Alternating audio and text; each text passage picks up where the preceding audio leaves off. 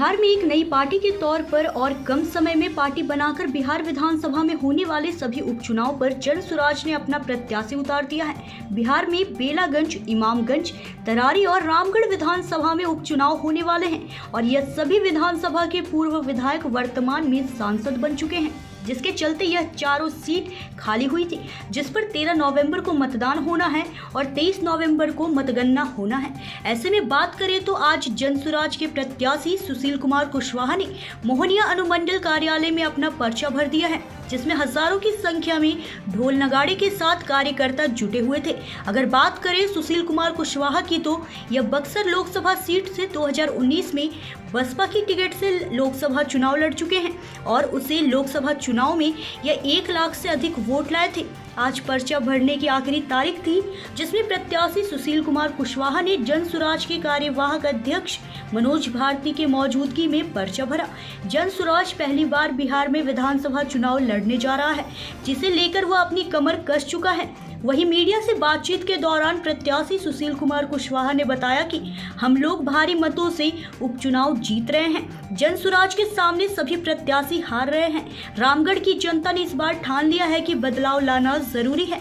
जनसुराज के कार्यवाहक अध्यक्ष मनोज भारती ने बताया कि पिछले कई सालों से सरकार बिहार के लोगों को मूर्ख बनाने की काम कर रही है, जिसके चलते हम लोगों को आगे आना पड़ा ताकि बिहार के भोले भाले लोगों को ऐसे लोगों से बचाया जा सके। बिहार अब बदलाव की ओर बढ़ रहा है और बहुत जल्द बिहार में बदलाव देखने को मिलेगा। क्या कुछ उम्मीद है चुनाव को लेकर? 100% उम्मीद है। रामगढ़ की जनता ने निर्णय ले लिया है, परिवारवाद का समूल नाश करना है, भ्रष्टाचार को मिटाना है। रामगढ़ का जो सर्वांगीण विकास 2020 के बाद रुका हुआ है, उसे तेज गति देना है और रामगढ़ को सुंदर रामगढ़ बनाना है। पिछली विधानसभा में तीसरे नंबर पर बीजेपी थी, इस बार क्या लगता है? बीजेपी इस बार नंबर 1 पर रहेगी और जो तीसरे नंबर की बात कर रहे हैं उसमें कोई अंतर नहीं था। भ्रम फैला के लोग आगे निकल गए थे और यूँ कहूँ तो रामगढ़ के लिए एक्सीडेंट था, जिस बात को रामगढ़ की जनता समझ चुकी है। लड़ाई किससे मानते हैं सर? बीजेपी से सभी लोग लड़ रहे हैं, कौन लड़ेगा अब वो जाने, लड़ने वाले जाने।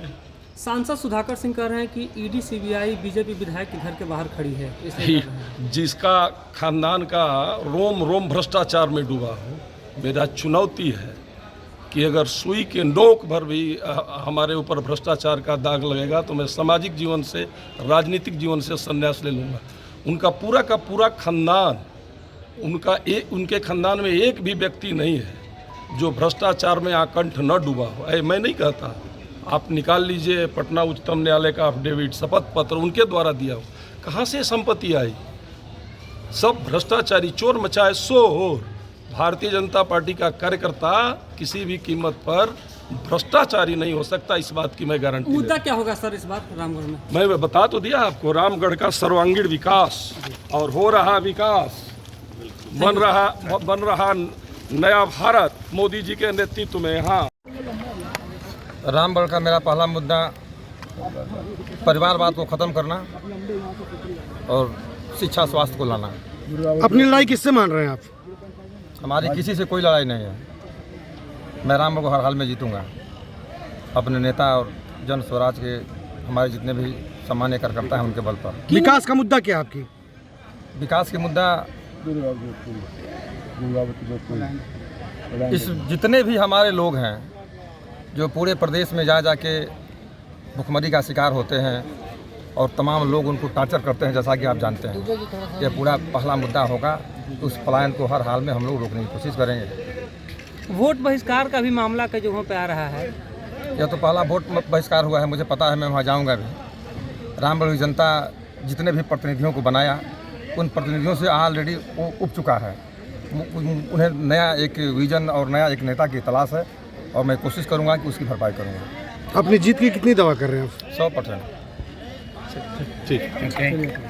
लक्ष्य आज हम रामगढ़ के प्रत्याशी के साथ हैं, नॉमिनेशन फाइल करने के लिए आए हैं और हमारा लक्ष्य चारों सीटों को जीतना है। क्या लगता है 2 सीटों पर जिस प्रकार से बदलाव करने पड़े, क्या कारण रहा? वो कारण ऑलरेडी एक्सप्लेन किया जा चुका है मीडिया को और सब लोगों को, उसको रिपीट करने की ज़रूरत नहीं है। इम्पॉर्टेंट ये है कि जो लोग भी चुने गए हैं वो ज़मीन से जुड़े हुए और स्वच्छ छवि के नेता या नेत्री हैं, और हम जानते हैं कि जनता का पूरा विश्वास हम जीतने में कामयाब होंगे और सारी की सारी सीटें हम जीतेंगे। जिन 4-5 लोगों का नाम आ रहा था वो भी लोग साथ में हैं?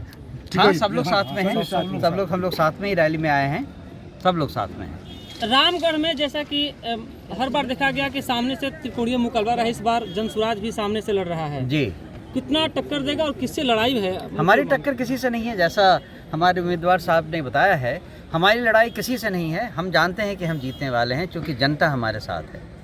मिश्रा जी, अभी 35 साल पहले मैं इस ज़िला का पहला एसपी था और मैं रामगढ़ को भली भांति जानता हूँ, और मैं समझता हूँ कि जो हमने प्रत्याशी दिए हैं, हमारा प्रत्याशी कर्मठ है, गरीबों को सुनने वाला है, सभी वर्गों का ख्याल रखता है, और हमारी तो पहली है कि राजनीतिक जिम्मेदारी ख़त्म होनी चाहिए।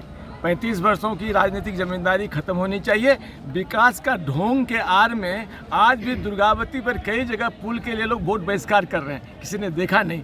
तो पहला हमारी शर्त है कि परिवारवाद का खात्मा हो, वंशवाद बढ़ाने की बात जो है राजनीति में उसका खात्मा हो, और एक गरीब का बेटा, कैमूर का बेटा, गरीबों का को ध्यान रखने वाला बेटा इस बार विधायक बन के विधानसभा में जाए और कैमूर की और रामगढ़ की समस्या का समाधान करें। हम आश्वस्त हैं, हम इतने मतों से जीतेंगे कि सारे के सारे रिकॉर्ड ध्वस्त हो जाएंगे। रामगढ़ में क्या लग रहा है, जनसुराज परिवारवाद खत्म करने में कितना कारगर साबित होगा? 100% इस बार आप देखेंगे कि तीसरा चौथा नंबर परिवारवाद वालों का होगा, और जनसुराज 1 नंबर से जीत के बहुत अंतर से जीतेगा। ठीक, धन्यवाद।